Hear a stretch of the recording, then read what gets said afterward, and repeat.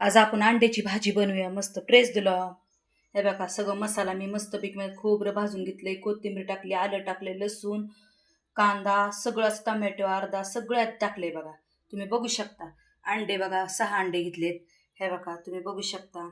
हे बघा सगळे लागणारे साहित्य. आता मी कढई तापायला ठेवणार आहे. बघू शकता कढई तापायला ठेवली मी. तेल टाकूया आता. कढई तापली बघा. झणझणीत बनवू. तुम्ही बघू शकता झणझणीत बनवणार आहे मी. इतकी सुंदर करी करणार, तुम्हाला आवडणार आहे. मी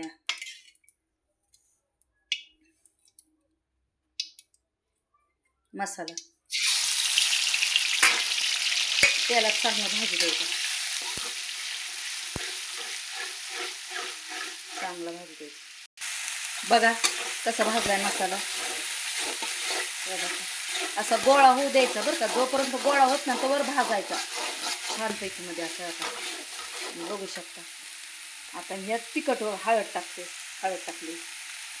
आता घरातले मसाले तुम्हाला जेवढं लागतं तेवढं टाका. आम्हाला जरा तिखट लागतं म्हणून भरपूर तिखट 2-3 चमचे टाकते. बघा हे काळा मसाला, हे मटण मसाला, मग तांबडं पण टाकते बघा, कारण आम्हाला झणझणीत पाहिजे ना. बघू शकता. आणि चांगलं तेलात पडतं.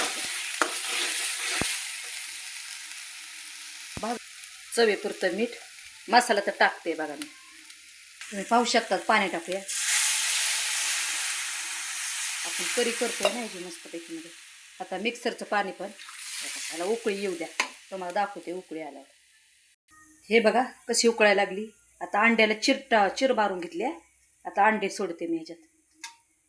तुम्हाला एका वाटीत मी काढून दाखवणार आहे. झाली आपली अंडा करी. तुम्हाला दाखवते का कशी झालंय. कशी झाली अंडा करी तुम्ही बघू शकता. कशी काळी कुट झाली का नाही.